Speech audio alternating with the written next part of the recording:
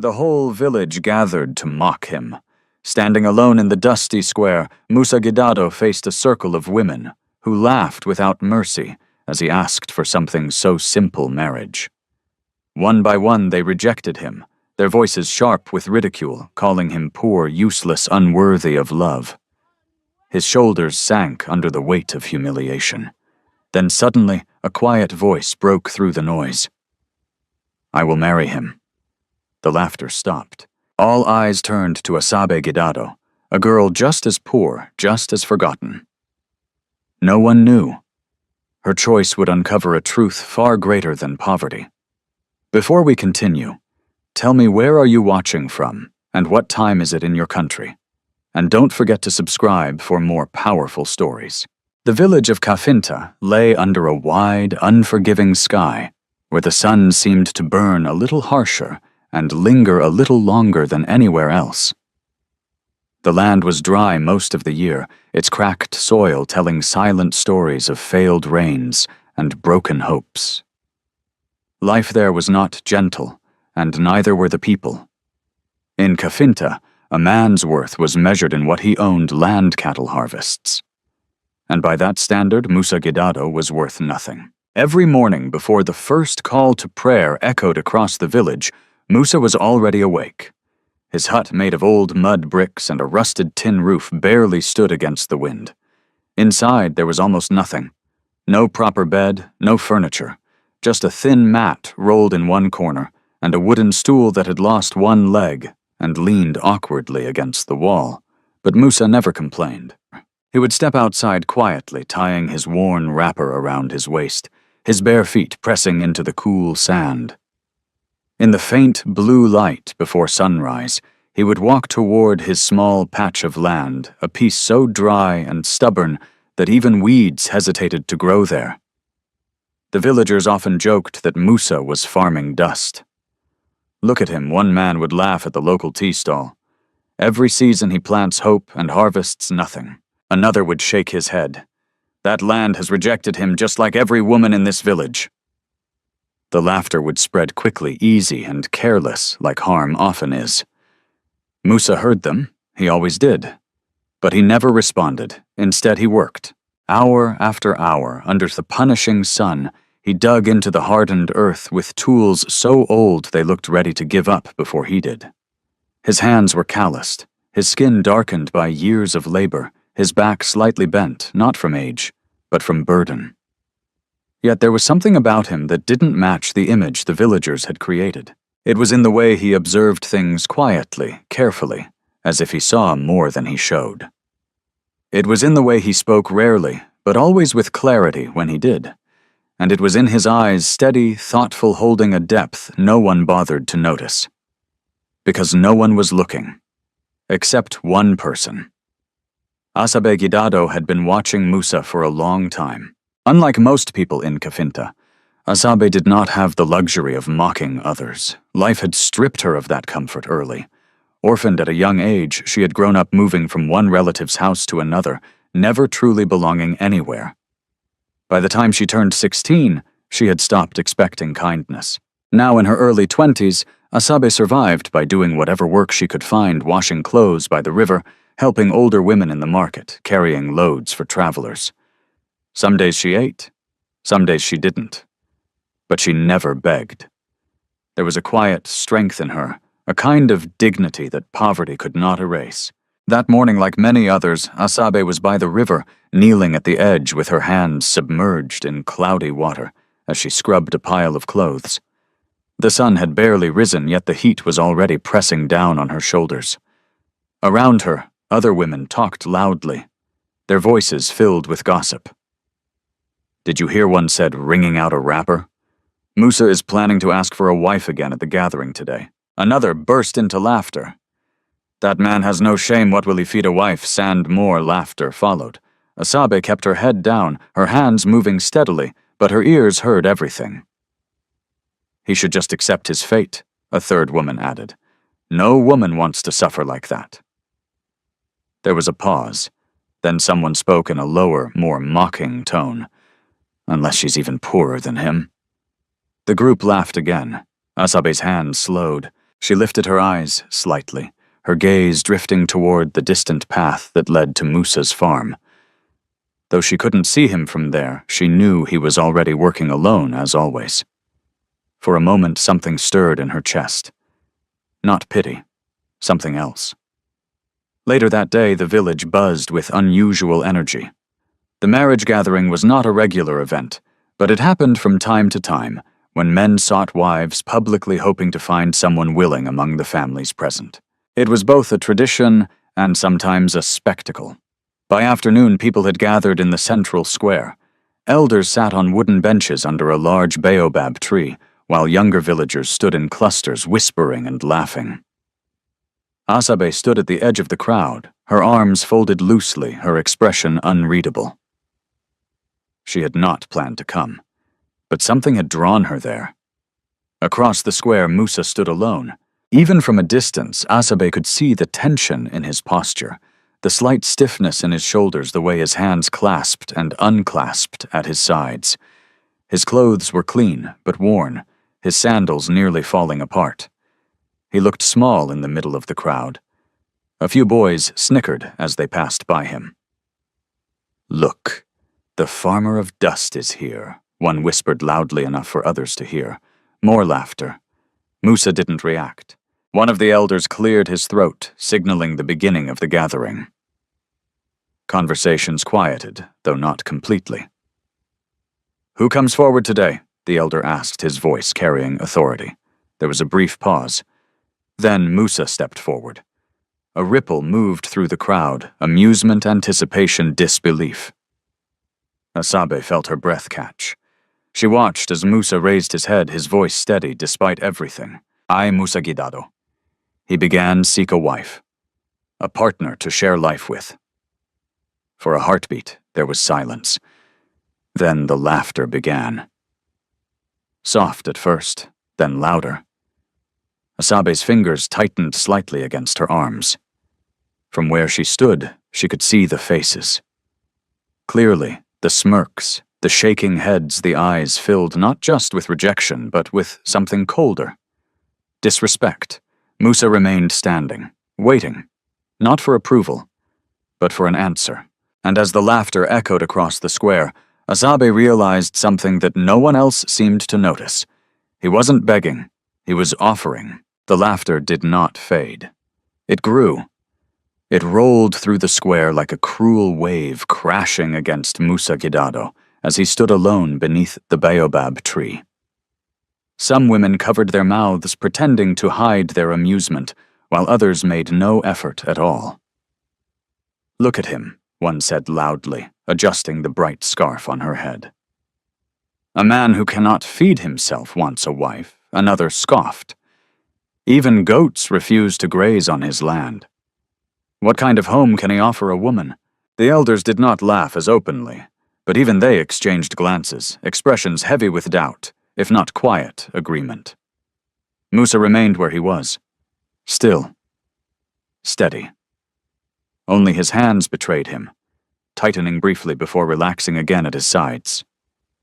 "I am serious," he said, his voice cutting gently through the noise, not loud but firm enough to be heard. "I seek a wife, someone who will walk this life with me. I may not have much, but I will give everything I have." That only made it worse. The crowd erupted again. "A man with nothing offering everything," someone shouted. "What is nothing divided by two?" More laughter. A younger woman stepped forward slightly, shaking her head with exaggerated pity. "Musa, why do you embarrass yourself like this? Marriage is not charity." Her words stung sharper than the laughter. Still, Musa did not move. From the edge of the crowd, Asabe Gidado felt something twist inside her chest. She had heard cruel words before, many of them directed at herself. She knew the tone, the intention behind it. This was not just rejection. This was humiliation. And Musa was standing inside it without running. That, more than anything, unsettled her. The elder at the front raised his hand, signaling for quiet. The laughter softened, though it did not disappear completely. "If there is any woman here," the elder said, slowly scanning the crowd, "who is willing to accept Musa Gidado as her husband, let her step forward." silence. Not respectful silence. The kind that carries mockery in its stillness. Women shifted where they stood, some turning their backs slightly as if to make their refusal clear without words. Others whispered, shaking their heads. Never someone murmured. Not even in another life another replied. The moment stretched, heavy, embarrassing. Musa's shoulders dropped just slightly this time, almost too small to notice. But Asabe saw it, and something in her broke. She didn't move at first. Her feet felt rooted to the ground, her mind racing through every possible consequence. She knew what this meant. Marrying Musa meant stepping into poverty she already understood, but deeper, harsher. It meant losing even the little stability she had managed to build for herself. It meant becoming part of the same ridicule now directed at him. She would not just be poor. She would be pitied, mocked, forgotten completely. Her heart pounded in her chest. "Walk away," a voice inside her whispered. "This is not your burden." But another voice, quieter, steadier, rose beneath it. "He is alone." Asabe lifted her eyes again. Musa was still standing there, waiting, not pleading, not arguing, just waiting. For someone to see him, not his poverty, not his land. Him. Her fingers loosened from where they had been gripping her arms. Slowly, almost without realizing it, she took a step forward, then another. At first, no one noticed. The crowd was still whispering, some already turning away, assuming the moment was over. Then someone gasped. "Look."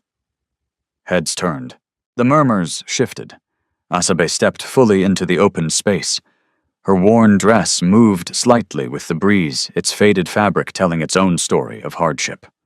Her sandals were old, her posture quiet, but unshaken. She did not look at the crowd. She looked only at Musa. Confusion flickered across his face. The elder frowned slightly. "Asabe, what are you doing?" Her voice when she spoke was not loud, but it carried. "I will marry him." Everything stopped. The laughter, the whispers. Even the wind seemed to pause. For a heartbeat, no one reacted because no one understood. Then the square erupted. "Is she mad? That girl has lost her mind. She wants to suffer willingly." A woman pushed forward, pointing at Asabe with disbelief. "You think this is bravery? This is foolishness?" Another shook her head. "Two poor people cannot build a life. You will only double your misery." But Asabe didn't move, didn't respond. She stood there calm, in a way that confused even herself. Because she wasn't sure why she had stepped forward. Not completely. But she knew one thing. She couldn't stand there and watch him be broken in front of everyone. Not when she understood that kind of pain. Musa stared at her. For the first time since he had stepped into the square, his composure cracked. Not in weakness, but in surprise. "You." He began, his voice quieter now. "You are sure?" Asabe nodded once. "I am." It wasn't a dramatic gesture. No grand speech, no explanation. Just truth. The elder leaned back slightly, studying her carefully. "Asabe Gidado, do you understand what you are saying? Marriage is not a decision to make out of impulse." "I understand," she replied. "Do you accept Musa Gidado knowing his condition, his situation?" A flicker of something passed through her eyes. Fear, reality. But she didn't step back. "I accept him." The murmurs continued louder now, harsher. "She will regret this. It won't last. They will come begging for help within months." Someone laughed bitterly. Or days. Through it all, Asabe stood still. And Musa said nothing. Not because he had nothing to say, but because for the first time in a long time he didn't trust his voice. The elder raised his hand again, calling for order. "So it is decided," he said. "By her own will, Asabe Gidado has accepted Musa Gidado as her husband." The words settled over the square like dust. Final. Unchangeable. Some people shook their heads and walked away, uninterested, now that the spectacle had ended. Others stayed just long enough to whisper their last judgments before dispersing. But a few remained, watching, waiting. Curious to see how this would unfold, as the crowd thinned, Asabe finally allowed herself to breathe. The weight of what she had done began to settle in. There was no turning back now.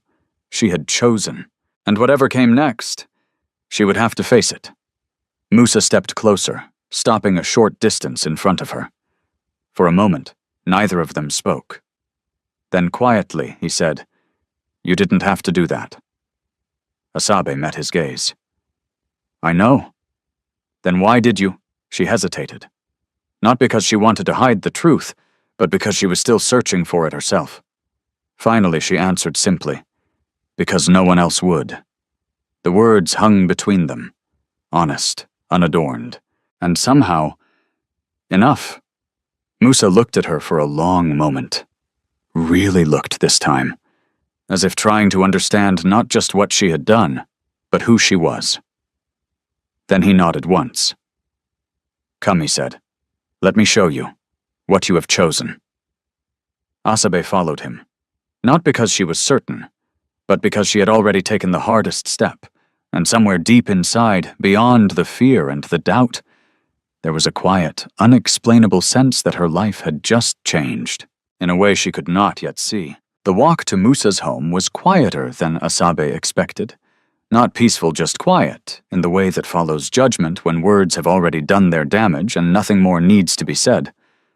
Behind them, the village slowly returned to its rhythm, but the echoes of laughter seemed to follow Asabe with every step. She did not turn back. Musa walked ahead of her, not too fast, not too slow, as if he understood that she needed time to absorb what had just happened. The path stretched beyond the main cluster of houses leading toward the edge of the village, where the land grew drier and more neglected. Few people lived out there. Fewer still chose to. Asabe's eyes scanned the surroundings as they walked patches of cracked earth, scattered shrubs barely holding on to life, and small abandoned huts leaning into the wind like tired old men. A thought crossed her mind. This is where he lives. Not in the center of the village, not among others, but out here where even hope seemed reluctant to stay. They reached the hut just as the sun began its slow descent, casting long shadows across the ground. Musa stopped. "This is it," he said. Asabe looked at the structure in front of her. It was worse than she imagined. The mud walls were uneven, some parts chipped away completely. The roof sagged, slightly patched, with rusted sheets of metal that rattled softly with the wind. The door hung loosely on its hinges, barely covering the entrance. For a moment, she said nothing. Because there was nothing to say. This wasn't just poverty. This was survival at its barest level. Musa watched her carefully, not with pride, not with shame, but with quiet honesty. "I told you I have little," he said. Asabe nodded slowly. "You did." He stepped aside, gesturing for her to enter first. She hesitated, but only for a second. Then she stepped inside. The air was warm and still. The interior was dim, with only a small opening in the wall, allowing light to filter through. Her eyes adjusted gradually, taking in the space. A thin mat, a wooden stool, a clay pot in the corner. Nothing else. No decorations, no signs of comfort, no hidden wealth. Just emptiness. Asabe felt her chest tighten not from regret, but from the sudden weight of reality pressing against her. "This is your life now." Behind her, Musa entered and gently set down the small bundle he had carried from the square, his only belongings. "I will fetch water," he said quietly. "You should rest." Before she could respond, he stepped back outside. Asabe stood alone in the hut. For the first time since she had spoken in the square, doubt rose fully in her mind. What have I done? She moved slowly, lowering herself onto the edge of the mat. The thin fabric offered little comfort, but she didn't notice. Her thoughts were louder than anything else. She had chosen this, not by force, not by desperation, but by her own voice. And now she was here. The silence inside the hut felt heavier than the noise of the village had been. After a while, she stood and stepped outside. Musa was a short distance away, lifting a clay container filled with water. Even in that simple act, there was something deliberate in the way he moved, efficient, controlled, as if he had done this countless times without complaint. Asabe watched him. Not just what he was doing, but how. When he returned, he set the container down carefully. "I will prepare something to eat," he said. "What do you have?" she asked. He paused briefly, then answered truthfully. "Not much." Asabe nodded. She expected that. Together they worked in quiet coordination. He gathered what little grain remained while she cleaned and prepared it. There was no conversation about roles, no awkwardness about what each should do. It simply happened. And that in itself surprised her. By the time the sky darkened, they sat across from each other, sharing a small meal that barely filled half a bowl. Musa pushed the bowl slightly toward her. "You should eat," he said. Asabe shook her head. "We will share. I am used to less." "So am I," she replied. Their eyes met briefly. Then, without another word, they ate together. The food was simple, tasteless even, but it was enough. Afterward, Musa stepped outside again, sitting on a low stone just beyond the hut. The night air was cooler now, carrying a faint breeze that softened the edges of the day. Asabe joined him a moment later. They sat side by side, not touching, not speaking. Above them, the sky stretched wide and endless, filled with stars that seemed brighter out here, away from the center of the village. For a long time, neither of them said anything. Then Asabe spoke. "Why do you stay here?" Musa did not answer immediately. Instead, he looked out into the darkness as if measuring his response carefully. "Because this is where I am needed," he said finally. Asabe frowned slightly. Needed by who? He glanced at her briefly, then back at the horizon. By the land. It was a strange answer, but he said it without hesitation. Asabe studied him. "You could leave," she said. "Find better work. Go somewhere else." "I could," he admitted. "But you don't." "No." "Why?" This time he looked at her directly.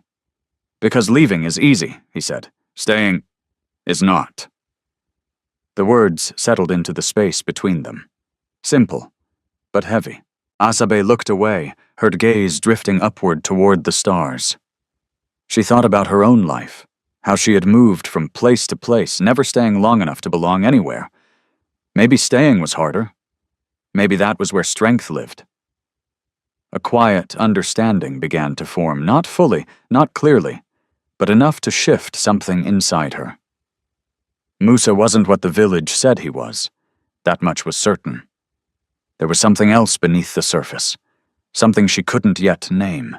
Later, as they returned inside the hut, Musa paused near the entrance. "You can sleep on the mat," he said. "I will rest outside." Asabe turned to him, surprised. "Outside it is better," he replied simply. "For who, for you?" She hesitated, then shook her head. "No." Musa frowned slightly. "No. We both stay inside," she said. "There is space." He looked at the mat, then back at her. "You don't have to." "I know," she interrupted gently. "But I choose to." The words echoed her earlier decision in the square, and once again they carried quiet certainty. Musa studied her for a moment, then nodded. "All right." That night they lay on opposite sides of the small mat, the space between them filled with unspoken thoughts. The hut creaked softly with the wind. The world outside continued, as it always had. But inside something had changed. Asabe stared at the ceiling, her eyes open long after Musa's breathing had slowed into sleep. Her mind replayed the day, the laughter, the stares, the decision. And now, this life, this man. She didn't know what the future held. She didn't know if she had made the right choice. But one thing was clear. Musa Gidado was not just a poor farmer, and whatever truth he carried, she was now a part of it. Morning came without mercy. The first light slipped through the cracks in the mud wall, cutting thin lines across the floor where Asabe Hidado lay awake. She had barely slept. Every time she closed her eyes, the echoes of laughter from the village returned, mingling with the unfamiliar silence of this new life. Beside her, Musa Gidado was already gone. For a moment, panic flickered in her chest, sharp, unexpected. Had he left? But then she heard it, the steady, rhythmic sound of metal striking dry earth. She rose quickly and stepped outside. There he was, bent over his patch of land, his back already glistening with sweat. Despite the early hour, Musa worked as if the sun had no power over him. Each movement was deliberate, each strike of the hoe purposeful, even against soil that looked too stubborn to yield anything. Asabe stood still, watching. There was no hesitation in him, no complaint, only persistence. A quiet realization settled over her. This was not a man defeated by his circumstances. This was a man enduring them. She wrapped her scarf tighter and walked toward him. "You should have woken me," she said as she approached. Musa paused, briefly leaning on the handle of his tool. "You needed rest." "So do you." He gave a faint, almost invisible smile. "I am used to this." Asabe looked around at the land, cracked dry, unforgiving. Used to this. She bent down, picking up another tool lying nearby. It was worn, its handle smoothed by years of use. "Then I will get used to it too," she said. Musa watched her for a moment, as if weighing her words. Then he nodded. "Be careful," he said quietly. "The ground is harder than it looks." Asabe pressed the tool into the earth. It didn't move. She pushed harder. Still nothing. Her grip tightened her arms, straining as she forced the blade deeper, until finally the surface broke slightly. She exhaled, adjusting her stance, and tried again. The work was harder than anything she had done before, but she didn't stop. The sun climbed higher, and with it came the heat. Sweat soaked through her clothes, her hands began to ache, and her breathing grew heavier. Yet she continued, because stopping would mean admitting something she wasn't ready to accept, that this life might be too much. By midday they paused under the small shade of a crooked tree. Musa poured a little water into a metal cup and handed it to her. Asabe drank slowly, savoring each drop. "There isn't much left," Musa said. "I know." They sat in silence for a while, the wind carrying faint sounds from the village voices, laughter, life continuing as if nothing had changed. But everything had. A group of boys passed nearby, their eyes immediately drawn to the sight of them working together. One of them smirked. "Look at them," he called out. "Two hungry people farming nothing," another added. "Maybe they think love will make crops grow." Laughter followed. Asabe stiffened slightly, her grip tightening around the cup. Musa said nothing. He didn't even look up. The boys eventually moved on their laughter, fading into the distance. Asabe let out a slow breath. "How do you ignore them?" she asked. Musa wiped his hands on his wrapper before answering. "I don't ignore them." She frowned. "Then what do you do?" "I listen," he said. "To insults to truth." She studied him, confused. "And there is truth in what they say." "Sometimes," Musa admitted. "The land is difficult. The harvest is uncertain. Life here is hard." He paused, then added, "But their laughter does not define me." Asabe looked down at the ground. She had spent most of her life defined by what others thought of her. Poor girl, orphan, burden, and now, foolish wife. Maybe Musa was right. Maybe those words only had power if she accepted them. By evening, they returned to the hut, their bodies exhausted. There was little food left, barely enough for one person. Asabe opened the small clay pot and stared at its contents. Then she reached for the bundle she had brought with her when she left the village. It wasn't much, just a few personal items she had managed to keep over the years. A small piece of cloth her mother had once owned, a pair of earrings she rarely wore, and a thin bracelet, old but still valuable enough to trade. She held the bracelet in her hand, turning it slowly. It was the last thing she owned that had any real worth, Musa noticed.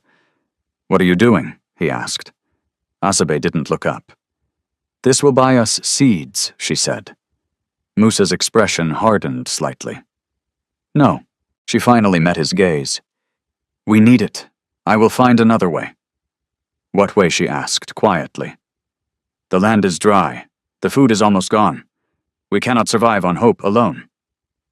Musa stepped closer. "You don't have to give up what little you have." Asabe closed her fingers around the bracelet. "I already gave up everything when I chose this life," she said. "This is just the rest of it." There was no bitterness in her voice, just truth. Musa held her gaze for a long moment. Then slowly he stepped back.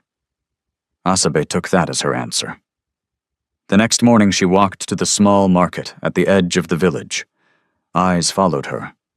Whispers rose. "Look, the girl who married the poor farmer. She won't last. She's already selling her things." Asabe ignored them. She approached one of the traders, an older woman who examined the bracelet carefully before naming a price. It wasn't much, but it was enough. Asabe accepted. When she returned to the hut, Musa was waiting. She placed the small bag of seeds in front of him. "This is our chance," she said. Musa looked at the seeds, then at her. "You shouldn't have done that," he murmured. Asabe shook her head. "I chose to." There it was again. Choice, not obligation, not sacrifice forced upon her, but something she gave willingly. Musa picked up the seeds, turning them slowly in his hand. Something shifted in his expression, something deeper than gratitude. That night as they sat outside under the stars, the silence between them felt different. Not heavy, not uncertain, but connected. "You could still leave," Musa said suddenly. Asabe didn't look at him. "I know. No one would blame you." She let out a soft breath. "I'm not here because of what others think," she said. "I'm here because of what I decided. And if that decision leads to suffering," Asabe finally turned to him. "Then I will face it," she said, "but I won't run from it." Musa held her gaze. And for the first time, something inside him wavered, because this was not part of the test he had designed. He had expected kindness. He had expected patience, but this was something else, something real. And for the first time since he had come to Cafinta, Musa Gidado felt something he had not allowed himself to feel in a long time. Uncertainty. Not about the test, but about himself. Because if this woman, this quiet, strong, unshaken woman, was willing to give everything without knowing who he truly was, then what did that say about the man he had become? The night stretched on. And somewhere between silence and thought, a question began to take root in Musa's mind. Not about Asabe, but about truth, and how long he could continue to hide it. Before dawn, while the village still slept under a thin veil of cool air, Musa Gidado stood alone at the edge of his field. The seeds Asabe Gidado had bought rested in a small, woven pouch in his hand. He turned it slowly, listening to the faint rattle inside. Each seed felt heavier than it should, not because of what it was, but because of what it meant. Behind him, the hut remained quiet.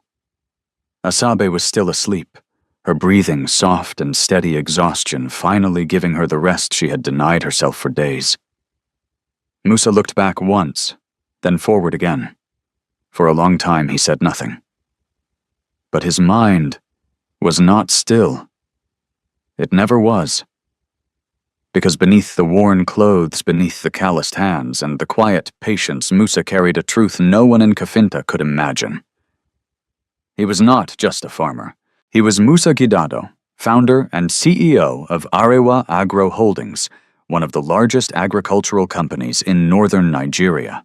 A man whose name opened doors in cities, whose decisions shaped markets, whose signature could move millions. A man who had chosen to disappear. The memory came back to him not gently, but sharply, like something that refused to stay buried. 3 years earlier, a boardroom in Abuja, Glass walls, polished floors, the quiet hum of air conditioning, everything clean, everything controlled, and yet that day everything had fallen apart. Musa stood at the head of the long table, listening as voices rose not in respect, but in argument. "She's only with you because of what you have," one board member had said bluntly. Another nodded. "You built this company from nothing, Musa. But don't be blind, people don't love power. They love what comes with it." Musa had clenched his jaw, refusing to respond. Because the conversation wasn't really about business. It was about Amina, the woman he had loved, the woman he had planned to marry, the woman who had looked him in the eye and said, "I love you," while secretly negotiating deals behind his back, using his name, his influence, his trust. When the truth came out, it didn't just break his heart. It broke something deeper. His belief in people, in love, in sincerity. After that, Musa had changed. Not suddenly, but completely. He stepped away from public life, leaving his company in the hands of his board under strict instructions. He kept control, but from a distance, quiet, observing. And then he made a decision most people would never understand. If love could not be trusted in wealth, then it must be tested in poverty. So he came to Kafinta, a place far removed from the world he knew, a place where status meant survival, not image, a place where truth might still exist. At first it had been simple. Observe, wait, see who looked beyond what they saw. But days turned into months, months into years, and no one did, until her. Asabe. Musa closed his eyes briefly, exhaling slowly. She was not supposed to go this far. She was not supposed to sacrifice, not supposed to stay, and yet she had, without hesitation, without knowing, without expecting anything in return. He looked down at the seeds again, then slowly he knelt. The soil resisted as always, dry, unyielding. He pressed his fingers into it anyway, pushing past the surface until it gave just enough. One by one he planted the seeds, each movement steady, careful, intentional. This time it felt different, not because of the land, but because of the reason. Behind him he heard footsteps, soft, measured. He didn't turn immediately. "I thought you would be resting," he said. Asabe stepped closer, her shadow stretching beside his in the early light. "I couldn't sleep," she replied. He nodded slightly. They worked together in silence for a while, planting covering, pressing the soil down with care. There was something almost sacred in the simplicity of it, until Asabe spoke. "You don't move like someone who learned this recently." Musa paused, then continued working.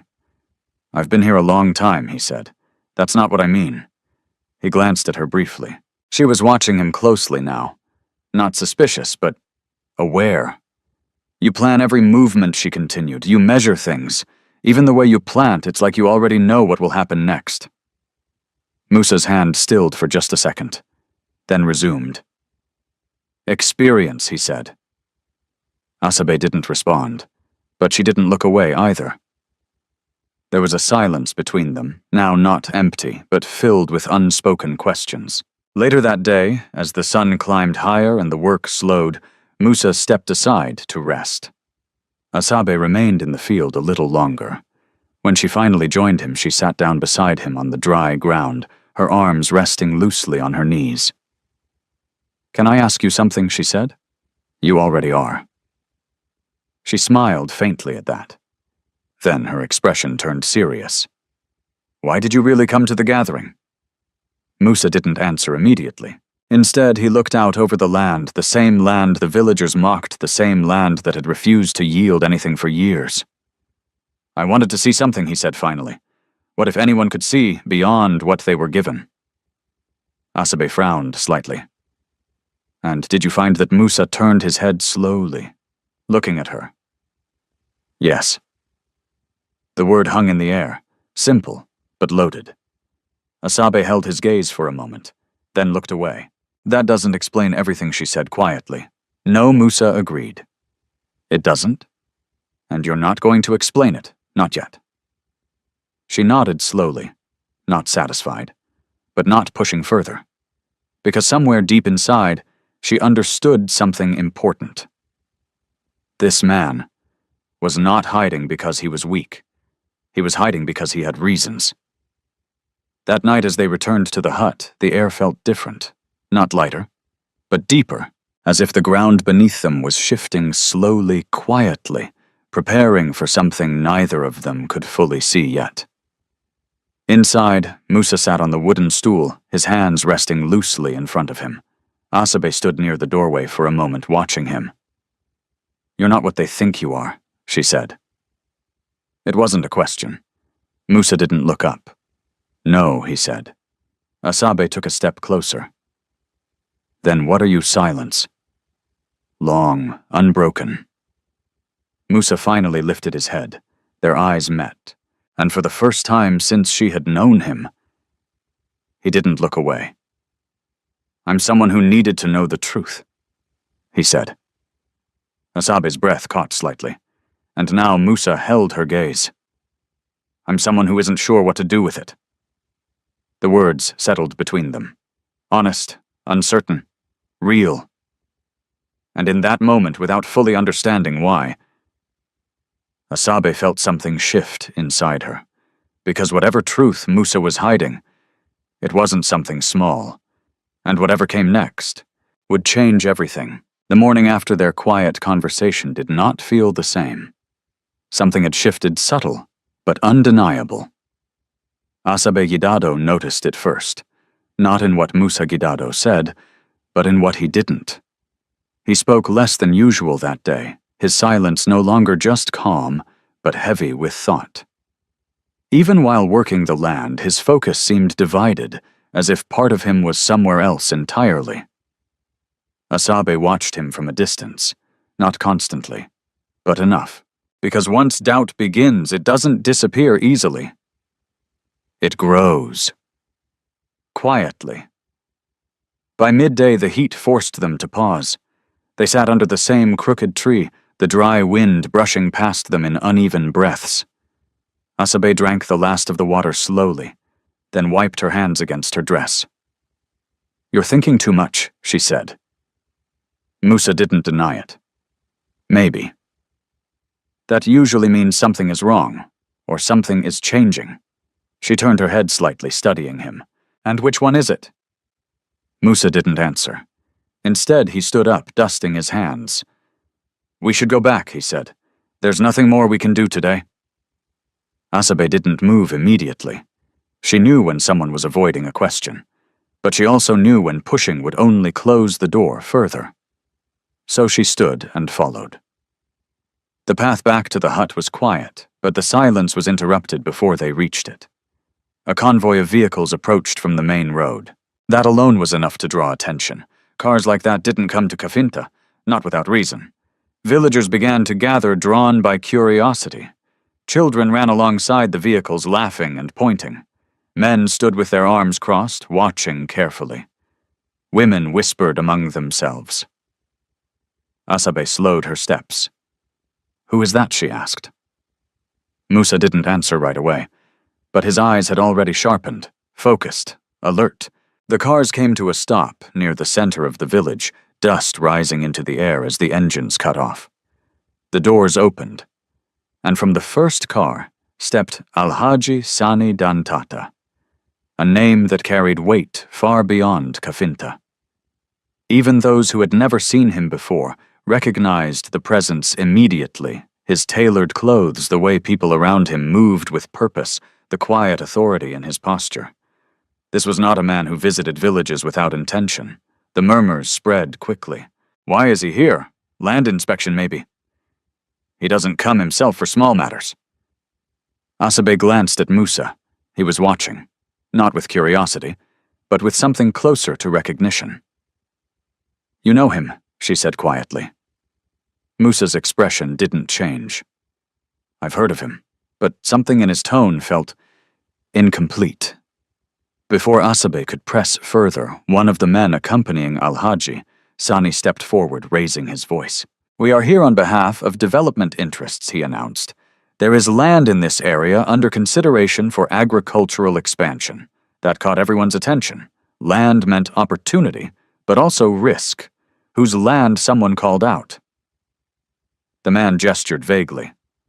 That is what we are here to assess. Alhaji Sani remained silent, his eyes scanning the surroundings not lazily, but with precision, as if measuring everything. Then slowly, his gaze landed on Musa. For a brief moment so quick that most people missed it, the two men looked at each other, and something passed between them. Recognition, not familiarity, but awareness. Asabe felt it, even if she didn't understand it. Alhaji Sani broke the gaze, first turning to one of his assistants. "Let's begin," he said. They moved through the village, stopping occasionally, asking questions, observing the land. Eventually, they reached the outer area, Musa's land. Asabe felt her pulse quicken. "This land? Why here?" The assistant stepped forward again, speaking in a more formal tone. "This land," he said, pointing, "has been identified as part of a potential acquisition." The words hit like a sudden storm. "Acquisition?" a nearby villager repeated. "You mean, buy it, yes." Murmurs rose immediately, some excited, some concerned. Asabe turned to Musa. His face was calm.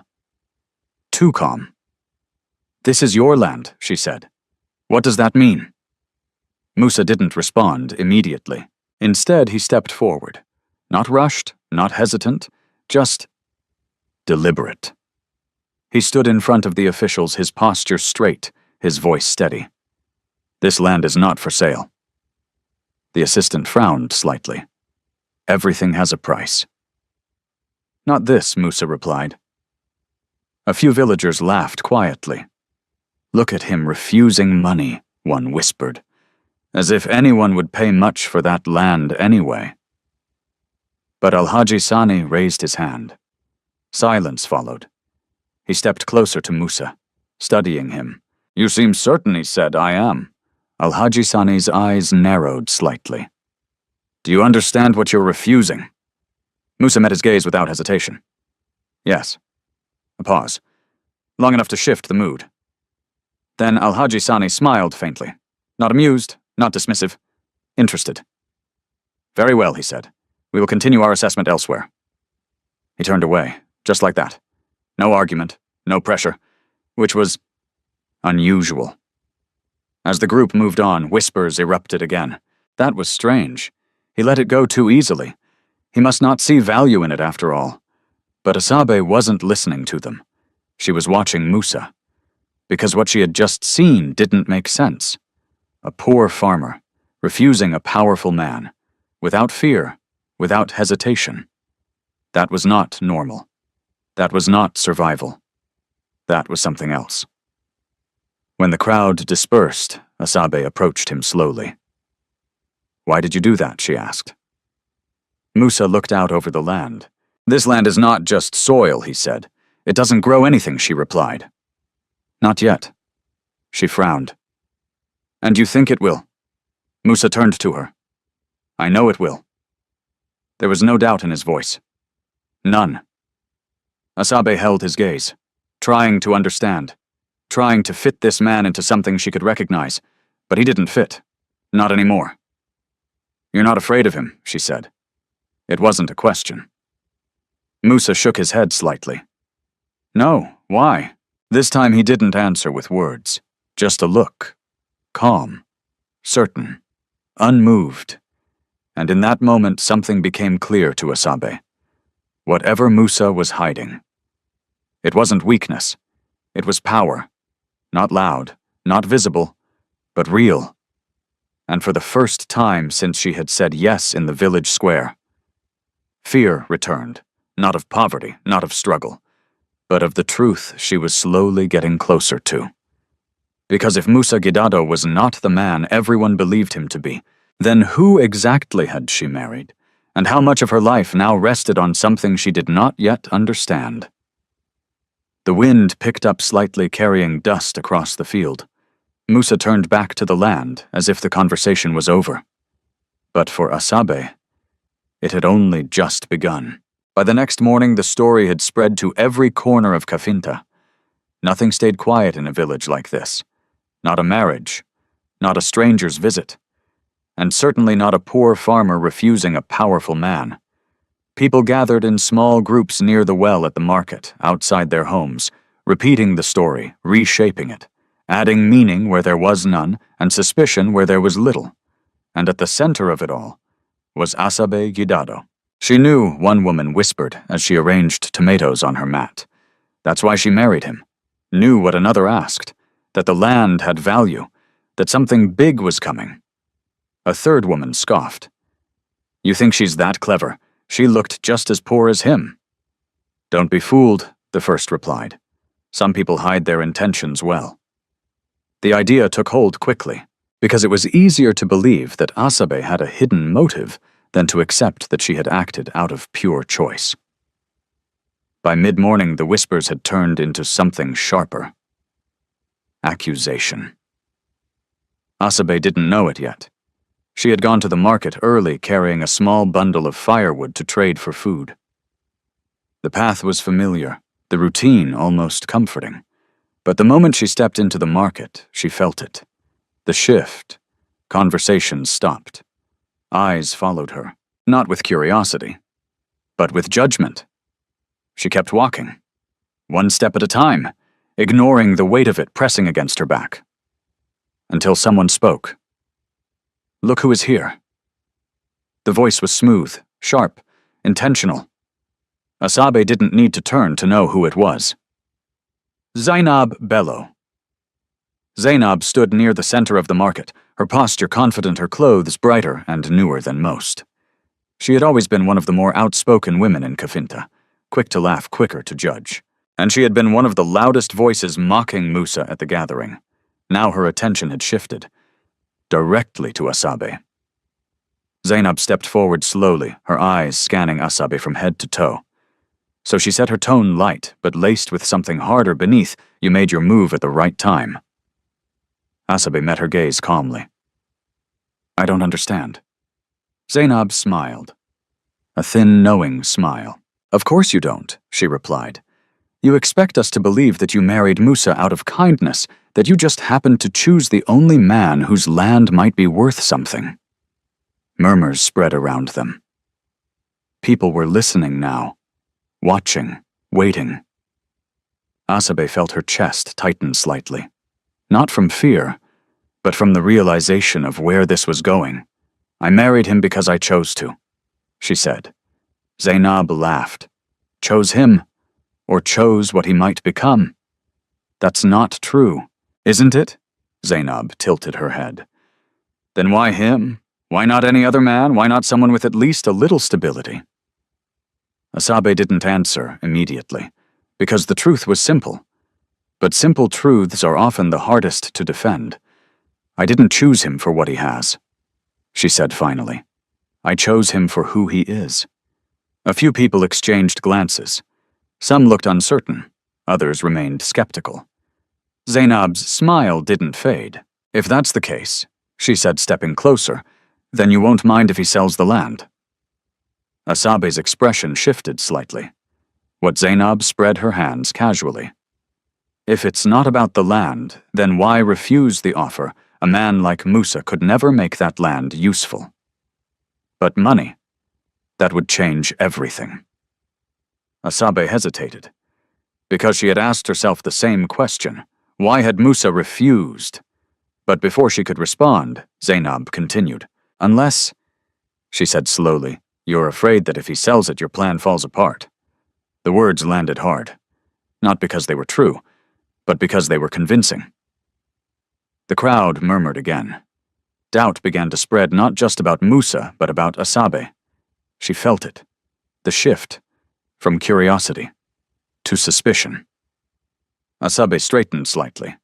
Her voice when she spoke was calm, but firmer than before. I don't control Musa's decisions, she said, and I don't need to. Zainab raised an eyebrow. You expect us to believe that I don't expect anything, Asabe replied. You can believe what you want. The simplicity of her answer unsettled Zainab more than an argument would have. For a moment she had no response. Then her expression hardened. You think silence makes you right, she said. It doesn't. It only makes you look guilty. Asabe didn't react, didn't defend, didn't argue, because she understood something Zainab didn't. Not every accusation deserves a response, and sometimes silence is strength. Zainab stepped back, shaking her head. This won't last, she said loudly enough for everyone to hear. Whatever game you're playing, it will end, and when it does, we'll see who you really are. With that, she turned and walked away. The crowd slowly dispersed. But the damage had been done. The whispers remained. Asabe finished her business quickly and left the market without looking back. The walk home felt longer than usual. Heavier. Not because of what Zainab had said, but because of what it had stirred. Doubt. Not about herself, but about Musa. Why had he refused the offer? Why had he spoken with such certainty? Why had Alhaji Sani accepted it so easily? The questions followed her all the way back to the hut. When she arrived, Musa was there, sitting outside, waiting. He looked up as she approached. "You're late," he said. Asabe set the small bundle of food down. There were conversations. Musa studied her face. What kind of conversations? Asabe hesitated, then answered honestly. "They think I married you for your land." Musa didn't react, not immediately. Then he let out a quiet breath. "I expected that." "You did, yes."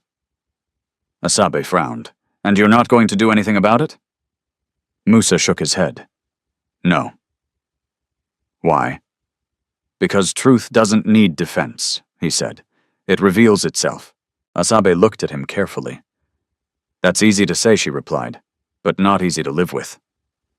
Musa nodded. "I know." Silence settled between them.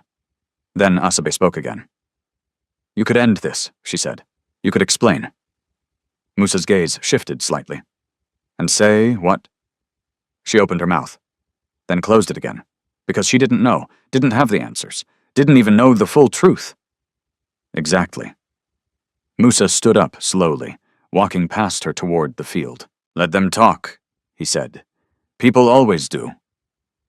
Asabe turned to watch him. "You don't care what they think." Musa paused, then answered without turning back. "I care about what is real." The words lingered in the air long after he had walked away. Asabe stood there alone for a moment, caught between two worlds, the one she had come from, and the one she was beginning to step into, and somewhere between them, the truth, still hidden, still waiting, but closer than ever. By evening, the whispers had grown teeth. They no longer moved like quiet gossip slipping between market stalls. They marched openly through Kafinta, loud, bold, dressed as truth. She married him for the land. She knew something we didn't. She's pretending to be poor. Every version sounded different, but they all pointed to the same conclusion. Asabe Gidado could not be trusted. She felt it in the way people avoided her eyes, or stared too long when she passed. In the way conversation stopped the moment she approached, then resumed in hushed tones as soon as she walked away. It wasn't new to be judged, but this was different.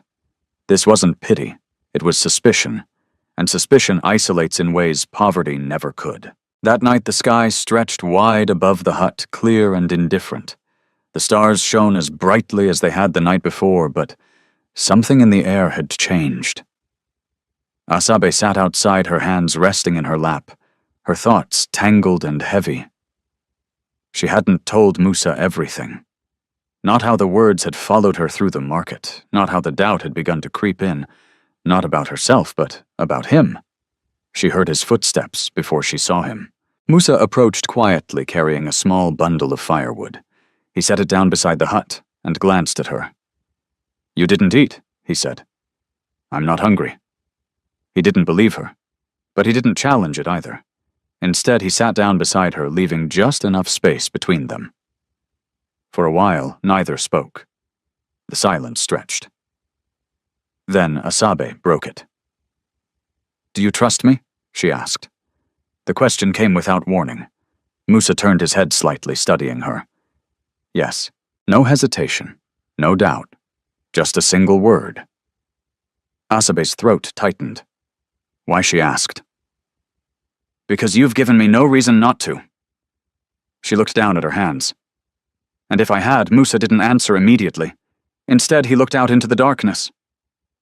Then I would have seen it by now. Asabe let out a quiet breath. And yet, everyone else thinks they see something. Musa's expression didn't change. They don't see, he said, they assume. That doesn't make it easier, she replied. No, he agreed. It doesn't. The honesty in his voice softened something inside her. But not enough.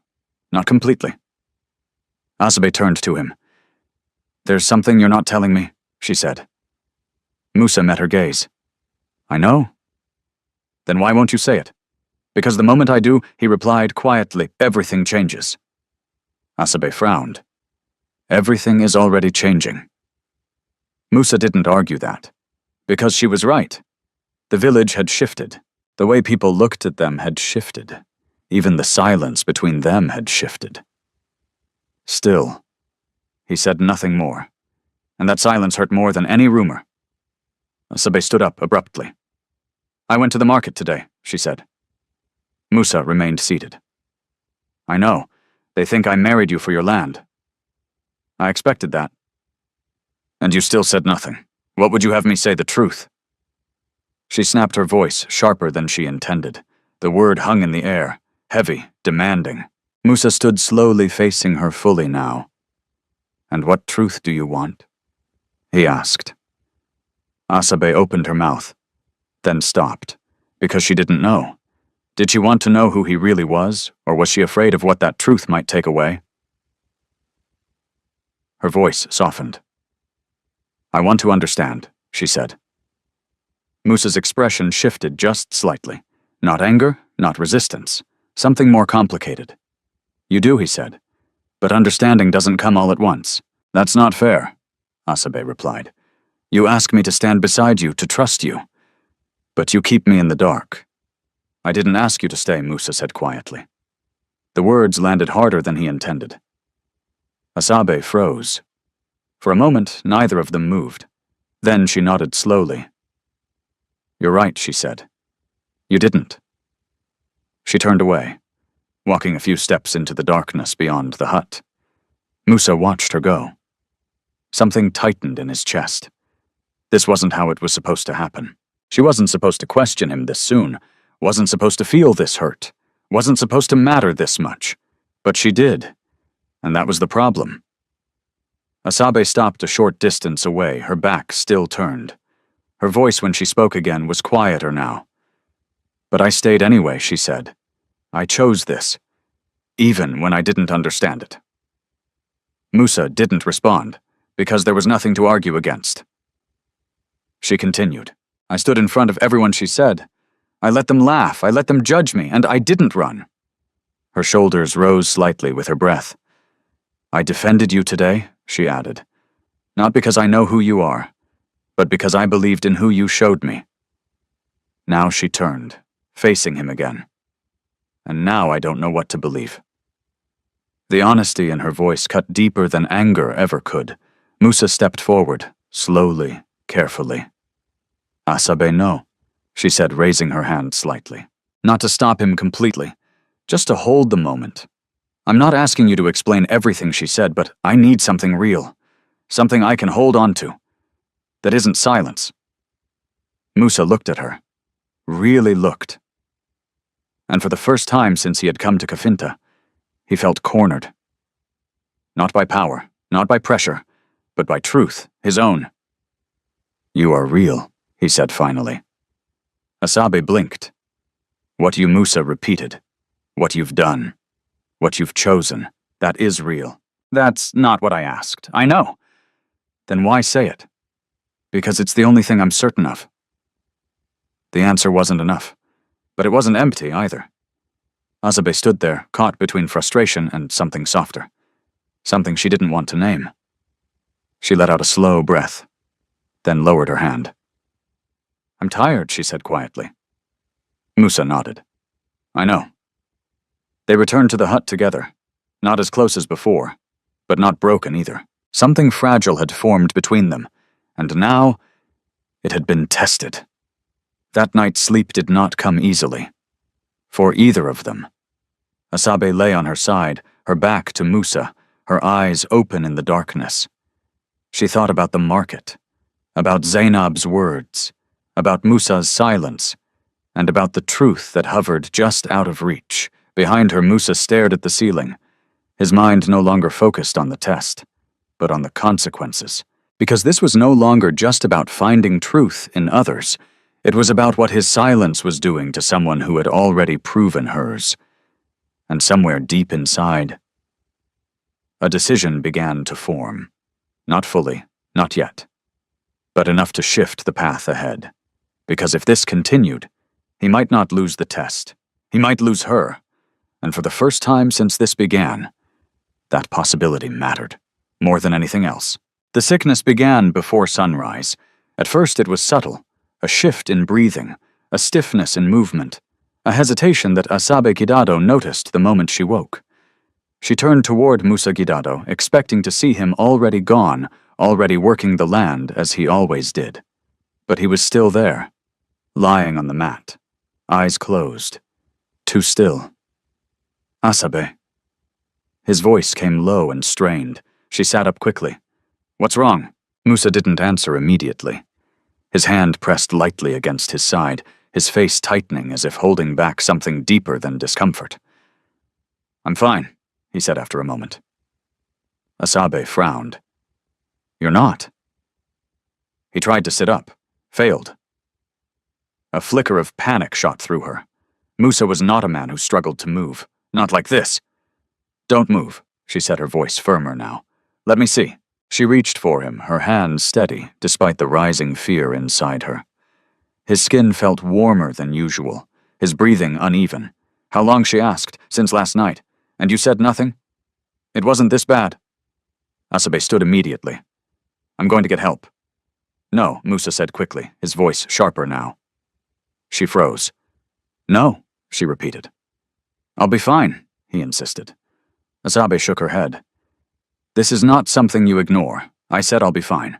And I'm saying you won't, she replied, her voice rising slightly. For a moment they stared at each other. Then Musa looked away. That was enough. Asabe turned and left. The village was already stirring when she reached it. Smoke rose from cooking fires. Voices filled the air, life moving forward as if nothing had changed. But for Asabe, everything had. She moved quickly from one house to another. Please, she said to the first woman she approached. Musa is sick. He needs help. The woman hesitated, then shook her head. I don't have anything to give. I'm not asking for food, Asabe said. I need money for medicine for a doctor. I can't help you. The woman interrupted. You should have thought about that before you married him. The words hit hard, but Asabe didn't stop. She moved to another house, then another. Each time the answer was the same. Refusal, excuses, or worse, silence. By the time she reached the center of the village, her steps had slowed, not from exhaustion, from disbelief. How could they turn away like this? Even for a sick man. She spotted a group of men near the well. Please, she said, approaching them. I need help. Musa is ill, he can't stand. I need money to take him to the clinic. One of the men laughed softly. The same Musa who refused to sell his land, he said. Asabe stiffened. This isn't about land. It's always about something another man added. Maybe he should sell now. This is not the time for that, Asabe said, her voice tightening. The first man shrugged. Then it's not the time for us to help. They turned away, just like that. Asabe stood there, her chest rising and falling faster now. Her hands trembled slightly, but she refused to let them see it. She moved again, faster now, more desperate. She went to the market, the same place where she had been accused just the day before. Eyes followed her again, but this time she didn't care. She found Zainab Bello, standing in her usual place, watching. Asabe walked straight toward her. I need your help, she said. Zainab raised an eyebrow. My help, Musa is sick, Asabe said. He needs treatment. I need money just enough to get him to the clinic. I'll repay it. I promise. Zainab studied her carefully. Her silence stretched. You expect me to believe this, she said finally. Asabe blinked. What that he's suddenly sick, Zainab continued. After refusing a powerful man. After drawing attention to himself, Asabe felt something snap inside her. This is not a story, she said, her voice shaking now, not from weakness but from strain. He is lying on the ground, unable to move.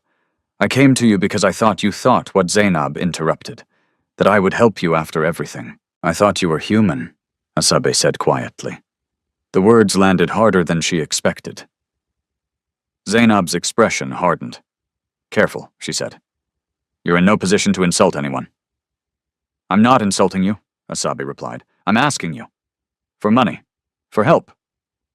Zainab crossed her arms. And what do I get in return? Asabe hesitated. Nothing, she said.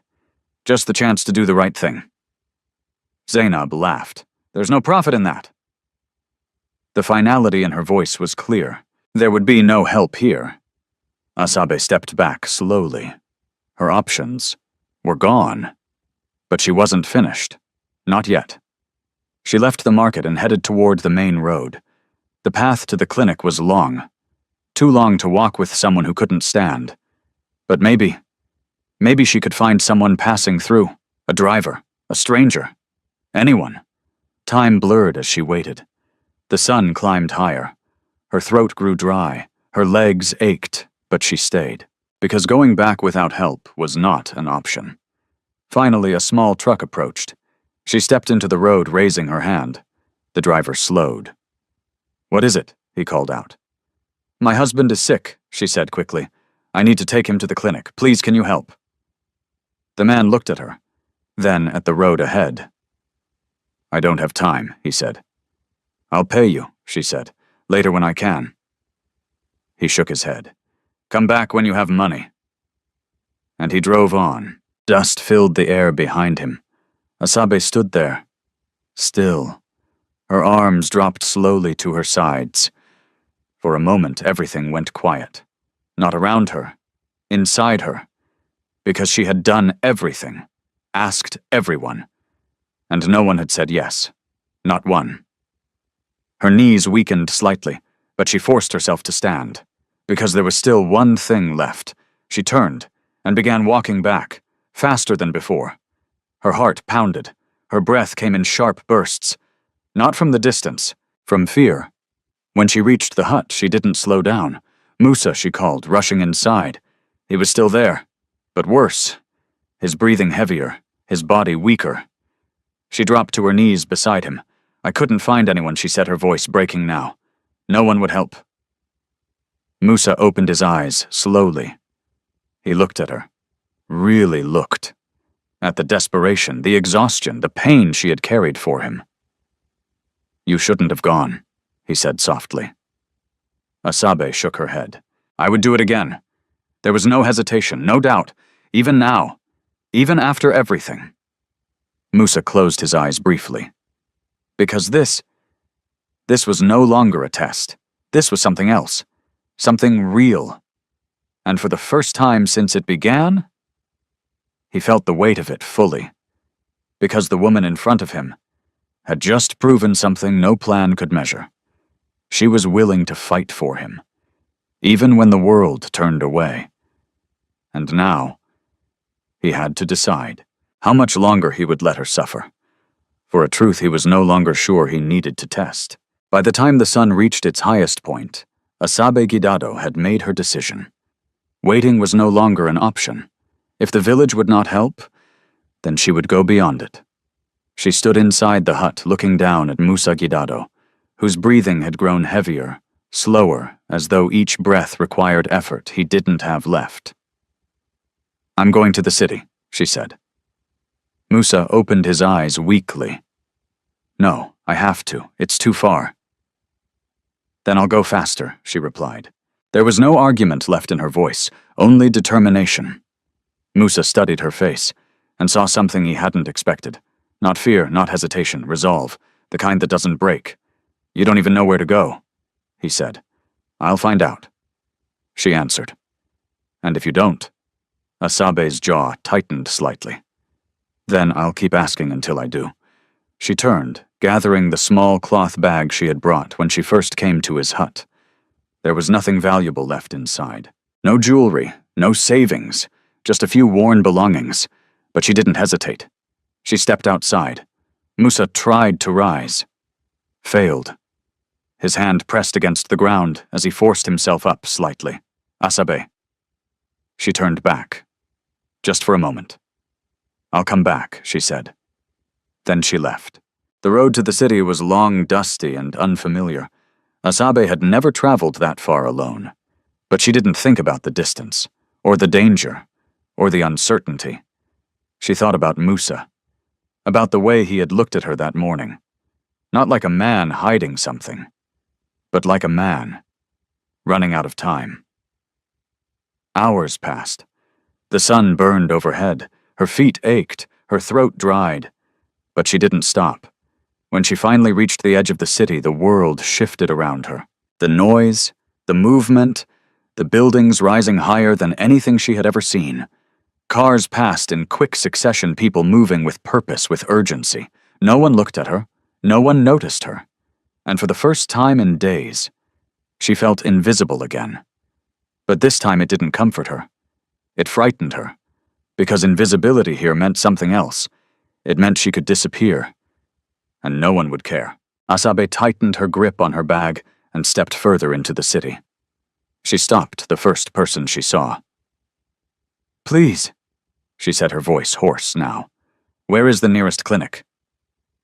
The man barely glanced at her.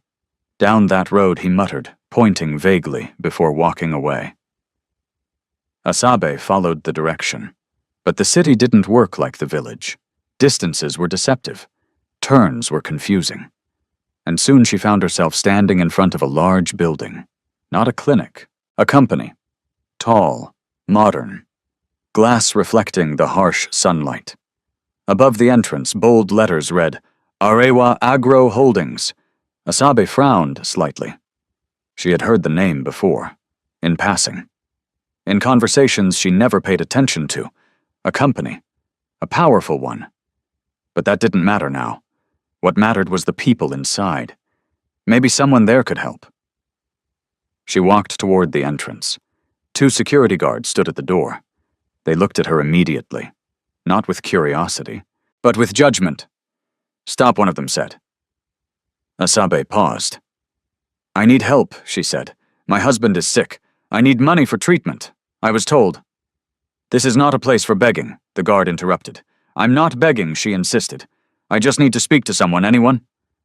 The second guard stepped forward. You need to leave. Asabe's chest tightened. Please, she said again. Just let me talk to someone inside. I'll explain no. The word was firm. Final. Asabe hesitated, then took a step forward anyway. I won't take much time. The guard blocked her path. You're not listening. And you're not helping, she replied, her voice rising despite herself. A few people nearby turned to look. The tension grew. Last warning, the guard said. Asabe swallowed. Then slowly, she stepped back. Not because she wanted to, but because she had no choice. She stood there for a moment, looking at the building, at the people walking in and out, at the life happening inside, and for the first time since she left the village, she felt something crack, because even here, even in a place filled with resources, with power, with opportunity, she was still nothing, still unseen, still unheard. A woman passed by her dressed in clean, expensive clothes. Asabe stepped toward her. Please, she said softly. My husband, he needs help. I just need. The woman didn't stop, didn't even slow down. Asabe's hand dropped. Her strength was fading, not just physically, but inside. She turned away from the building, walking without direction now, without purpose, because the one thing she had come for, she could not find. By the time the sun began to lower, she was sitting by the roadside. Dust clung to her clothes. Her feet were blistered, her body weak, her mind empty. She had failed. The thought came quietly, but it stayed. She had left Musa, promised to return with help, and now she had nothing. No money, no solution, no hope. Her eyes filled slowly, but she didn't cry, because even tears required energy she no longer had. As she sat there, the city moved around her, unbothered, unaware, until a black car slowed as it passed, then stopped. The window rolled down, and a man inside looked at her. Carefully. Not with pity, not with dismissal, but with something else. Recognition. He leaned slightly forward. "Where did you come from?" he asked. Asabe lifted her head slowly, her voice barely above a whisper. "Kafinta." The man's expression shifted, just slightly. Then he asked the question that made her heart stop. "Your husband. What is his name?" Asabe hesitated, then answered. "Musa Gidado." The silence that followed was different, heavier, because something had just changed, and Asabe didn't know it yet. But for the first time since she arrived in the city, someone had finally heard her. The man in the black car did not answer immediately. He studied Asabe Gidado for a long moment, his eyes searching her face as if trying to confirm something he already suspected. The noise of the city faded into the background, leaving only the quiet tension between them. Then he opened the door. "Get in," he said. Asabe hesitated. Every instinct told her to be careful. The city had already shown her how quickly people could turn away. But something in the man's voice, calm, controlled, certain felt different. Why, she asked. "Because you said his name," the man replied. "And that changes everything." Her heart beat faster. "You know him." The man didn't answer directly. "Get in," he repeated this time more gently. "If you want to help your husband." That was enough. Asabe climbed into the car. The door closed behind her with a quiet finality. Inside, the air was cool, almost shocking against her sun-worn skin. The seats were soft, the space clean and controlled, so different from everything she had known in the village that it felt unreal. The man gave a brief nod to the driver. "Turn around," he said. The car moved immediately. Asabe held her bag tightly in her lap, her eyes darting between the man and the passing streets outside. "Who are you?" she asked. The man adjusted his sleeve slightly before answering. "My name is Ibrahim Bako," he said. "I work with your husband." The words didn't make sense. As a farmer, she asked, confusion clear in her voice. A faint smile touched Ibrahim's lips. Not exactly. Asabe's brow furrowed, but before she could press further, he spoke again. "How long has he been in Kafinta? Years," she replied. "I don't know exactly. And you married him recently? Yes. Why?" The question caught her off guard. She stared at him. "Why does that matter?" "Because it does," Ibrahim said calmly. "Everything about this matters." Asabe hesitated, then answered honestly. "Because no one else would." Ibrahim's expression shifted, not with judgment, but with something closer to understanding. "And you stayed," he said. "Yes. Even after everything, yes." Silence filled the car again, but this time it wasn't uncomfortable. It was heavy, because Ibrahim knew more than he was saying, and Asabe could feel it. "What is this?" she asked finally. "What are you not telling me?" Ibrahim leaned back slightly, his gaze steady. "I'm deciding how much you're ready to hear."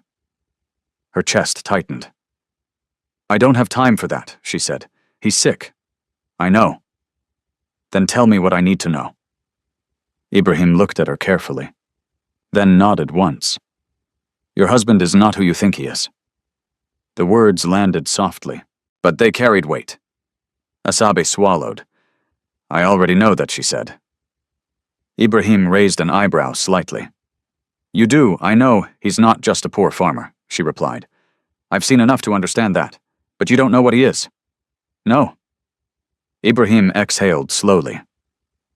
"Then listen carefully," he said, "because once you hear this, you can't go back." Asabe's grip tightened on her bag. "I'm listening." Ibrahim leaned forward slightly.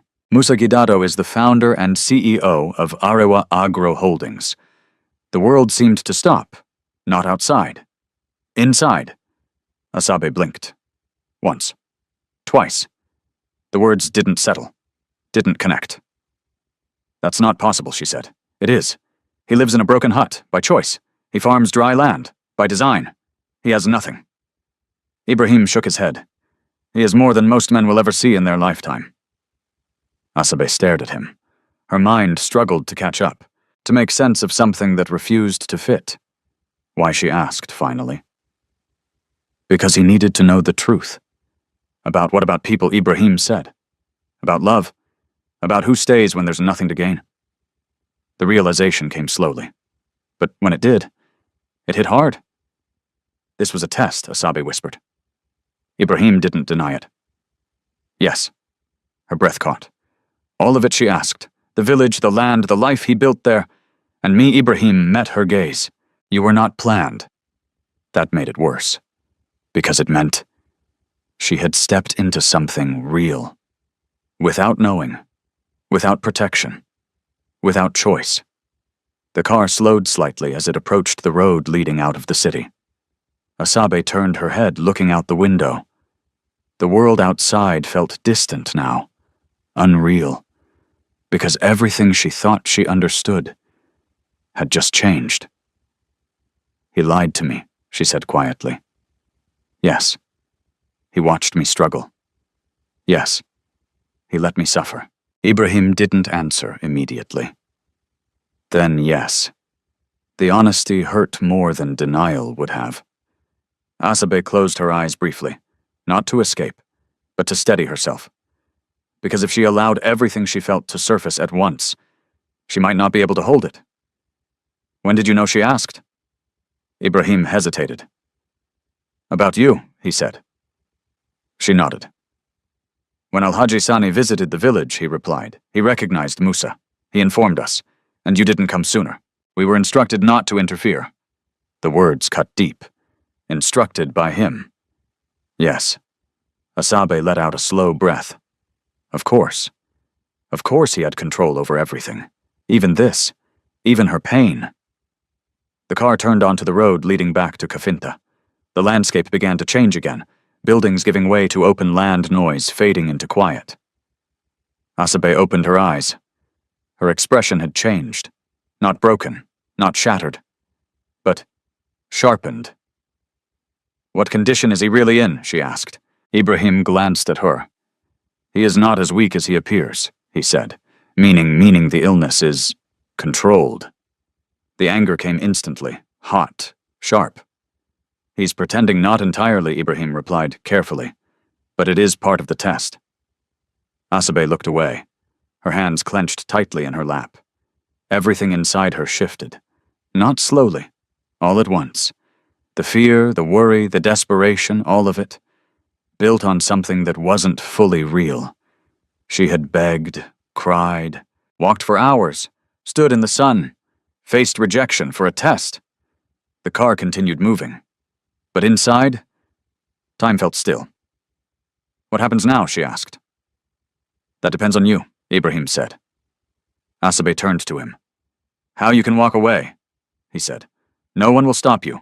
You've already proven more than enough." "And if I don't?" Ibrahim's voice softened slightly. "Then you decide what this truth means." The road ahead stretched long and quiet.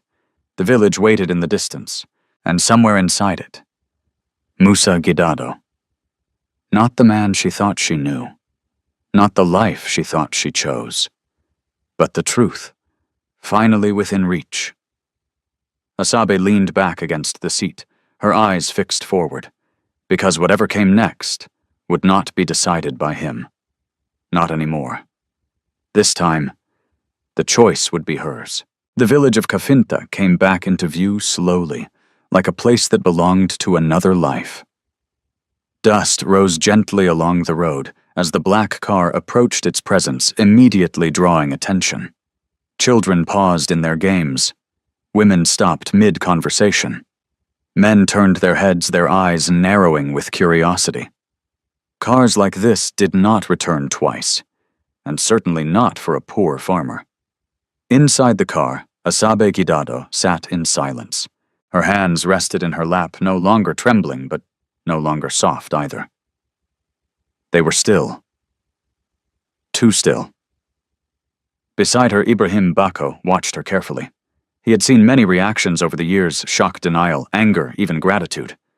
But this was something else. It wasn't loud, it wasn't emotional, it was controlled, and that made it more dangerous.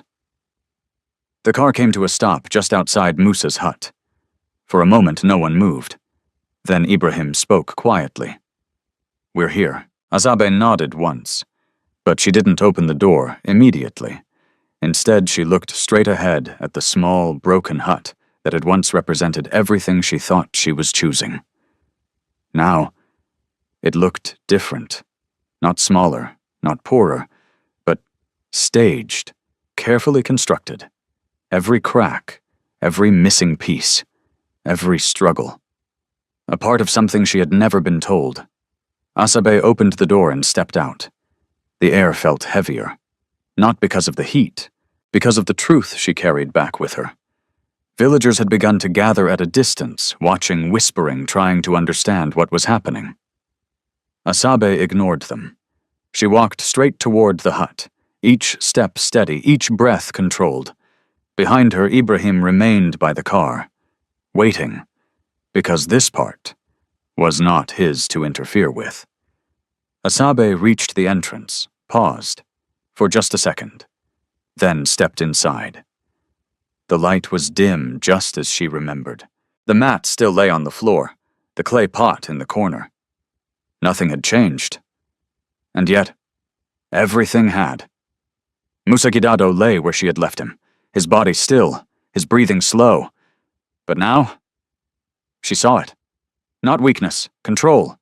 Measured, deliberate. He opened his eyes as she entered. Relief flickered across his face, brief, unguarded. "You came back," he said. Asabe stood still. "Yes." Her voice was calm.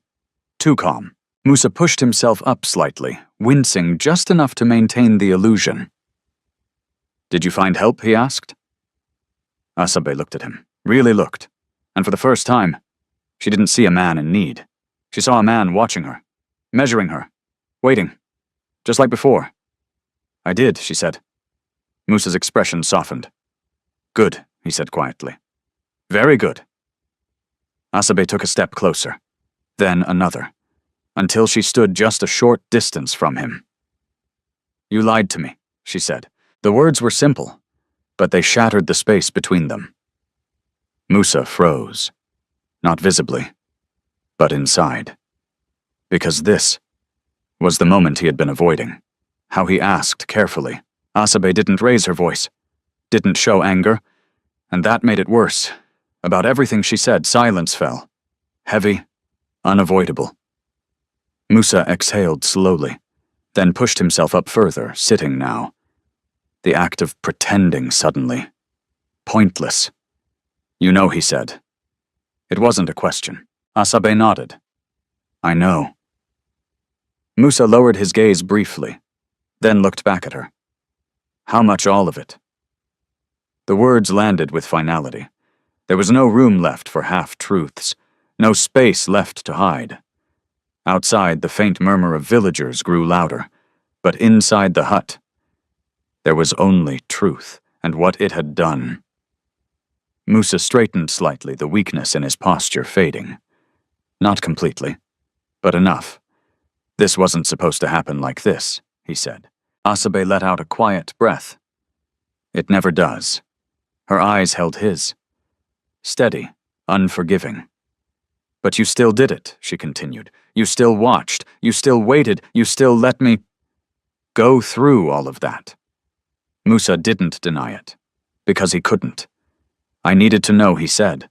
Know what she asked. If anyone could love without expectation. Asabe's expression didn't change. And I was your answer. Yes. The honesty was immediate, unfiltered. But it didn't heal anything. It only made it clearer. Asabe took another step closer. So you let me suffer, she said. You let me beg. You let me walk for hours under the sun. For a test. Musa's jaw tightened. I didn't expect it to go that far. But it did. Yes. And you didn't stop it. Silence. Because there was no defense. No justification that could erase what had happened. Asabe's voice softened slightly. Not with forgiveness. With clarity. I stood in front of everyone and chose you, she said.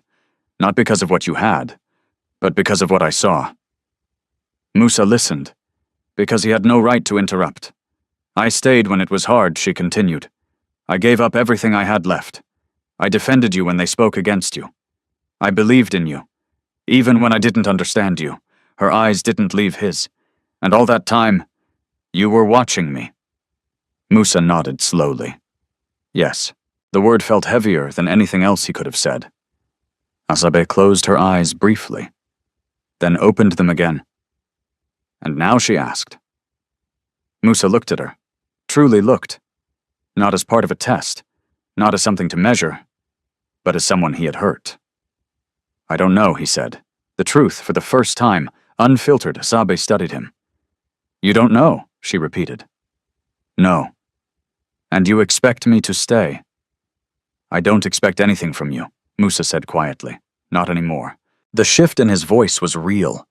Gone was the control, the certainty.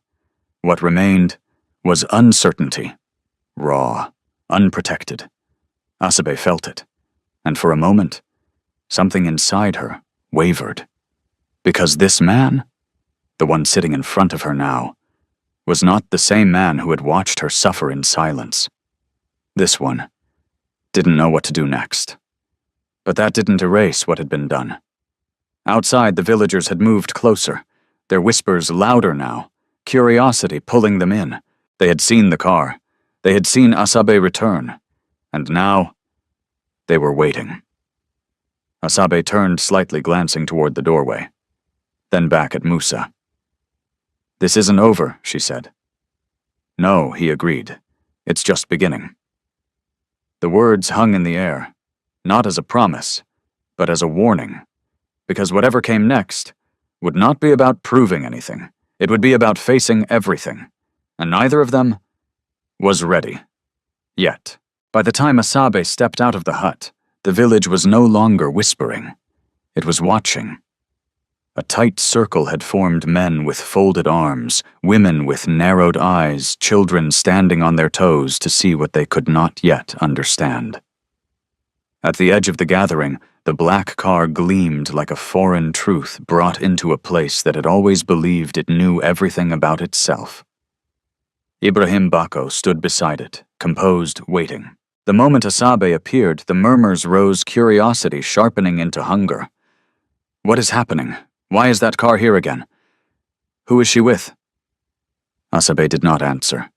She walked forward steady until she stood where everyone could see her. For a heartbeat, she said nothing, letting the weight of their eyes settle, letting the same crowd that had laughed now learn to listen. Behind her, the doorway darkened. Musa Gidado stepped out. The change was immediate. Even those who had mocked him felt it something subtle but undeniable in the way he carried himself now. The slight bend in his back was gone. The hesitation in his steps had vanished. He still wore the same worn clothes, still stood on the same dry earth, but the man inside them was no longer hiding. Zainab Bello pushed forward first. What is this? She demanded. Why is a city car at your hut? What are you hiding? Asabe turned her head slowly. For once, she said, her voice calm, but cutting through the noise, you were right about something. Zainab blinked, caught off guard. What do you mean you said I married him for what he might become? Asabe continued. You said I saw something no one else did. A ripple moved through the crowd. Zainab straightened. So it's true. Asabe's gaze didn't waver. No, she said. It's not true. The tension sharpened. Then explain, someone shouted. Asabe stepped aside slightly, giving space, not for herself, for him. Musa moved forward. The air seemed to shift with him. "I will explain," he said. The crowd quieted, not because they respected him, but because something in his tone demanded attention. "My name is Musa Gidado," he began, "but not the way you know it." Confusion flickered across faces. "I am the founder and CEO of Arawa Agro Holdings." Silence. Complete. Absolute. The kind that follows something too big to understand all at once. Then, laughter. Short. Nervous. Disbelieving. "This is a joke," one man said. "It has to be," another added. Zainab's smile returned, but it was weaker now. "You expect us to believe that Musa didn't react?" Instead, he looked toward Ibrahim. A small gesture. But enough. Ibrahim stepped forward, opening the car door. From inside, he retrieved a leather folder and handed it to Musa without a word. Musa took it, opened it, then held it out for the nearest elder to see. Documents. Identification. Proof. Real. The elder's hands trembled slightly as he took it, his eyes scanning quickly, then more carefully. His expression changed, from doubt to shock. He looked up. "It's true," he said. The words spread through the crowd like fire. "No, that can't be. He's lying. He's not lying." The laughter died completely, replaced by something else. Fear, respect, regret. Zainab's face drained of color. She stepped back slowly. "No," she said under her breath. "No, this isn't possible." Musa looked at them all, not with anger, not with pride, but with clarity. "I came here by choice," he said, "to live without wealth, without status, to see what remained when everything was stripped away." His gaze moved across the crowd. "To see who people are, when there is nothing to gain." No one spoke, because now they understood, and what they understood did not look good. "You mocked me," Musa continued. "You dismissed me. You reduced me to what you saw on the surface." His voice didn't rise, but it didn't need to. "Some of you laughed while I was standing in front of you asking for something real." The weight of those words settled heavily. Men looked down. Women shifted uncomfortably. Zainab couldn't meet his eyes anymore, and yet Musa said, his voice softening slightly. One person stepped forward. His gaze turned to Asabe. The crowd followed, and for the first time since she had spoken in the square, they looked at her differently. Not with suspicion, but with something closer to realization. "She didn't know who I was," Musa said. "She didn't know what I had. She saw me, and she chose me anyway." The silence deepened, because now the truth was undeniable. Zainab swallowed hard. I didn't know," she said weakly. Musa looked at her. "No," he replied. "You didn't. And if I had, you would have acted differently." The words were not a question. They were a conclusion. Zainab lowered her head, because there was no denying it. Others began to step forward, one by one, voices softer now. "Forgive us. We didn't understand. We thought you thought what was easy," Musa said, cutting through gently. "No anger, just truth." Asabe stood slightly apart from it all, watching. Not the villagers. Him. Because this moment was not about them. It was about what came next. Musa turned back to her. Their eyes met, and everything else faded. "I'm sorry," he said. "No audience, no performance, just two people, and the truth between them." Asabe didn't respond immediately, because apologies were simple, but what they stood on was not. "You tested me," she said quietly. "Yes. You watched me suffer. Yes. You let me believe something that wasn't real." Musa didn't look away. Yes. The honesty hurt, because it left no space for denial, no place to hide. Asabe stepped closer, not fully closing the distance, but enough. "Do you understand what that means?" she asked. Musa nodded slowly. "I do. Say it. He hesitated, not because he didn't know, but because saying it made it real. I betrayed your trust, he said. The words settled, heavy, necessary. Asabe's eyes softened slightly, not with forgiveness, but with acknowledgement. Yes, she said, you did. Behind them, the villagers remained silent, because this was no longer their story. It was hers, and his. Musa took a breath. I can't undo what I did, he said, but I can choose what happens next. Asabe studied him, and what is that Musa's voice was steady now, not as a man in control, but as a man choosing. No more tests, he said, no more lies, only truth. Asabe held his gaze. And if I walk away, Musa didn't hesitate. Then I accept it. The answer was immediate, certain, and that mattered. More than anything else he had said. Because for the first time, he wasn't controlling the outcome. He was surrendering it. To her. Asabe looked at him for a long moment. Then at the villagers. Then back at him. Her voice when she spoke again was quiet, but clear.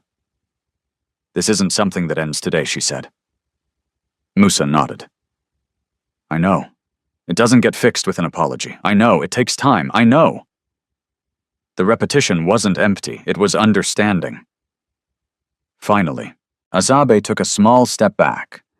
Not away, just giving space. I'm not ready to forgive you, she said. Musa accepted it. I understand. But I'm not leaving either. That surprised him. Just slightly. Why, he asked. Asabe's answer came without hesitation. Because what I chose was real, she said, even if everything else wasn't. The words settled between them, strong, unshaken. And for the first time since the truth came out, there was something steady again. Not trust, not yet, but something that could become it. Outside the village stood silent, watching, learning, and for once, not laughing. The days that followed did not bring immediate peace. Truth rarely does. Instead, it unsettled everything. The village of Cafinta no longer saw Musa Gidado the same way. The man they had mocked now walked among them with a quiet authority they couldn't ignore. Even when he wore the same worn clothes, even when he stepped onto the same dry land, something had changed. Not in him, in them. Men who once laughed now lowered their voices when he passed. Women who had dismissed him now avoided his gaze. And those who had spoken the loudest, especially Zainab Bello, moved through the village with a visible discomfort, their confidence replaced by something closer to shame. But Musa did not confront them. He did not demand apologies. He did not remind them of what they had done, because that part of the story had already spoken for itself. Instead, his focus turned to something else. Asabe. The space between them was no longer filled with silence, but it was not yet filled with ease. They still worked together in the field, side by side, their movements familiar now, but their conversations were careful, measured as if both were learning how to speak again, without the weight of hidden truths. One evening, as the sun dipped low and painted the sky in soft gold and fading orange, they sat outside the hut once more. The same place, but not the same moment. Asabe broke the silence first. The seeds are growing, she said. Musa followed her gaze. Small green shoots had begun to break through the dry soil, fragile but real. Yes, he replied. They are. Asabe nodded slowly. They survived. They did. She looked at him then, and they weren't supposed to. Musa met her eyes. No, he said quietly. They weren't. The words carried more than their surface meaning, because both of them understood. This, what existed between them, was not something that should have survived either, not after everything. And yet, it had. In some form, not whole, but not broken beyond repair. Asabe shifted slightly, pulling her knees closer to her chest. I've been thinking, she said. Musa waited. About what comes next? He nodded once, and Asabe exhaled slowly. I don't want a life built on lies, she said. Not again, not ever. You won't have one, Musa replied. That's easy to say. I know. She held his gaze. Then don't just say it. Musa didn't respond immediately. Instead, he stood, walking a few steps away before turning back to her. When I came here, he said I thought I understood people. Asabe listened. I thought I could separate truth from pretense, that I could create a situation where only honesty would remain. He paused. But I was wrong. How, Asabe asked. Because I forgot something he said. What that truth doesn't just reveal others, Musa replied. It reveals you. The words settled deeply. Asabe watched him carefully.